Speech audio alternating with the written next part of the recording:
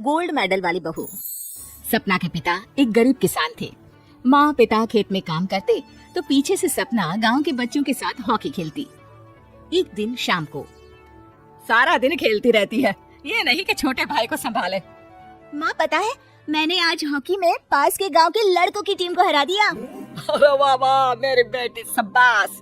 ये ले के रुपया, जा जाकर टॉफी खा ले। सपना खुशी से पिता के गले लग जाती है और बाहर चली जाती है। अरे तुम इसको बिगाड़ रहे हो, मैं ना इसकी शादी ही करा दूंगी। ऐसा कैसे शादी करा देगी? हाँ, अभी तो उम्र खेलने की है। माँ बड़बड़ करती वहाँ से निकल जाती है, लेकिन शाम को उन लोगों के घर कुछ लोग आते हैं। अरे राम सुखिया, जरा ये तो बतलाओ सपना के बारे में क्या सोचा है? अरे क्या सोचना है मास्टर जी, पढ़ रही है, जितना पढ़ सकती है पढ़े, फिर शादी करवा देंगे, कोई अच्छा सा गांव का ही लड़का देख लेंगे। अरे तुम तो उसके पिता हो, तुमको कुछ नहीं पता? माँ घबरा जाती है। अरे का मास्टर जी, का पता नहीं क्या होगा? हम तो इनसे पहले ही बोल रहे थे कि लड़की की जात है, संभाल लो। अरे भाभी जी, आप भी ना कभी अच्छा भी सोच लिया करो। अरे सपना क्या खेलती है हॉकी, बड़े से बड़े आदमी भी नहीं जीत पाते हैं उससे। कल गांव में एक टीम आ रही है, लड़कियों की हॉकी खेलने उसे भेज देना, वहाँ शायद कुछ बात बन जाए। अरे ना ना मास्टर जी, कोई खेल वेल नहीं करवाना हम लोगों को, वो भी शहर के लोगों के साथ तो बिल्कुल भी ना। शहर के लोगों को ना कोई भरोसा नहीं होता मास्टर जी। अरे कैसी बात कर रही हो सपना की माँ, बुरा आदमी तो हर जगह मिल जाएगा, उसके लिए शहर का और गांव का। हाँ हाँ मास्टर जी, हम लोग तैयार हैं, कल आ जाएगी सपना वक्त से। माँ के लाख मना करने पर भी पिता सपना को हॉकी टीम के लिए भेज देते हैं।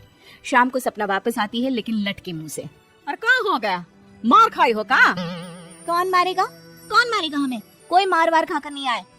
अरे फिर शकल पर 12 क्यों बजे हैं, बताओगी?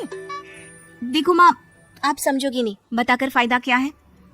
अरे बिटिया रानी, हम तो समझेंगे ना, हमें ही बता दे। सपना पापा के गले लग जाती है।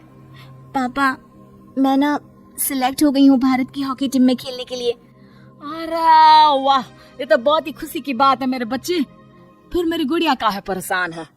पापा, मुझे दिल्ली जाना पड़ेगा आगे की प्रैक्टिस के लिए। माँ जो सारी बात सुन रही होती है जोर से चिल्लाती है। एक पैसा नहीं है मेरे पास, समझे? कुछ नहीं दूंगी। शादी के लिए लड़का फाइनल भी कर दिया है, कल्ले का बेटा, वो शादी कर लेगा तुमसे। सपना पिता की ओर देखती है। अरे देख सपना, खेलने दिल्ली जाना है तो सिर्फ इसी शर्त पे कि आकर कल्ले से बेटे से चुपचाप शादी कर लेगी, बोल। अरे ठीक है ना, कल्ले का बेटा तो बहुत ही समझदार है, सरकारी नौकरी है उसकी, मान गया वो तो सपना शादी कर लेगी। सपना भी धीरू जो कि कल्ले का बेटा था उसे जानती थी। वो मन ही मन सोचती है कि शादी तो वैसे भी होनी है, लेकिन माँ की ये शर्त मान गई तो जीवन जीने का एक मौका तो जरूर मिलेगा। हाँ, मुझे मंजूर है। हाँ, तो कल मैं उन लोगों को बुला लूं? पिता और सपना दोनों एक दूसरे को देखते हैं। अब माँ ठीक है ना, बुलाने की क्या जरूरत है, वो लोग पसंद कर रहे हैं ना मुझे, वही ठीक है। बस आप तो मेरा दिल्ली का बैग पैक कर दो। सपना दिल्ली जाती है, दिल्ली टीम के लिए खेलने के लिए। सपना खूब अच्छा खेलती है और गोल्ड मेडल जीत कर आती है। जब वो गांव आती है तो उसका जोरदार स्वागत होता है। हर कोई सपना सपना चिल्ला रहा होता है। और सपना के पापा, तुम्हारी बेटी ने तो गांव का नाम रोशन कर दिया है। गांव की तरफ से तुम लोगों को गांव में पक्का मकान और सपना को परिषद में पक्की नौकरी देने के लिए हम तैयार हैं। अरे वाह वाह, पक्का मकान, ये तो बहुत अच्छी बात है, लेकिन सपना की नौकरी नहीं चाहिए हमें। हाँ, कैसी बात कर रही हो सपना की माँ? लड़की की नौकरी रहेगी तो अपने पैरों पर खड़ी रहेगी, किसी के आगे झुकने की जरूरत ना पड़ेगी। अरे चुप रहो, हम तो नौकरी ना करते हैं, पर मजाल है कि किसी के आगे झुके हो। ना ना, हमारी बेटी नौकरी नहीं करेगी। पिता लाख समझाते हैं लेकिन माँ नहीं मानती। और फिर वो दिन भी आ जाता है जब सपना को अपने कहे अनुसार लड़के से शादी भी करनी पड़ती है, ससुराल में। ए बहू, तू रोज रोज सुबह कहाँ जाती है? घर का सारा काम निपटा कर कहाँ भागती है? माँ का घर तो पास ही है, वहीं निकल जाती है क्या? नहीं माँ जी, मैं हॉकी खेलने जाती हूँ, मुझे खेलना पसंद है। खेलना पसंद है? अरे कैसी बात कर रही है बहू, शादी के बाद तो कोई लड़की खेलती फैलती नहीं है, वो घर का काम काज देखती है। सपना कुछ नहीं कहती।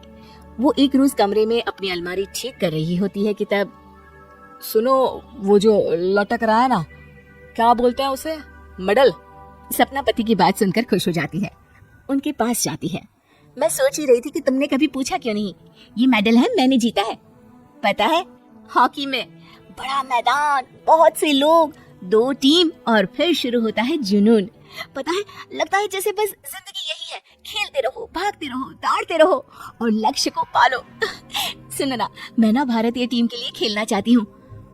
माँ, यहाँ तो आ जरा।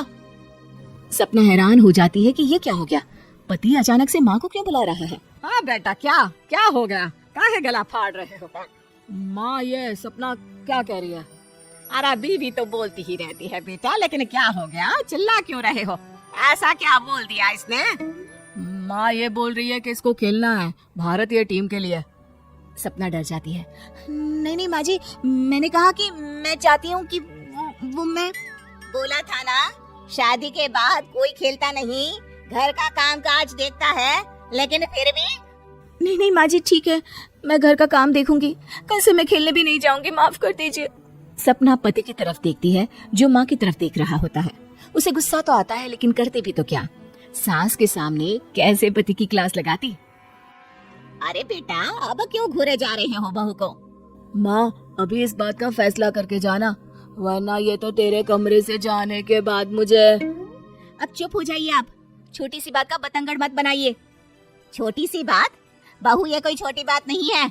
जो लड़की दिल्ली के लिए गोल्ड मेडल ला सकती है, वो देश के लिए भी तो गोल्ड ला सकती है ना। हम लोगों को किसी चीज की कमी नहीं है बहू। घर का काम तो कोई भी कर लेगा, लेकिन देश का नाम रोशन करने के लिए सपना चाहिए। जा बहू, तेरी ट्रेनिंग का सारा इंतजाम तेरे पति ने कर दिया है। जा खेल और देश का नाम रोशन कर। सपना की आंख में आंसू आ जाते हैं। वो सोचती है कि बेटियों को मायके के साथ अगर ससुराल में भी सहयोग मिले तो ऐसा कोई काम नहीं जो वो नहीं कर सकती है।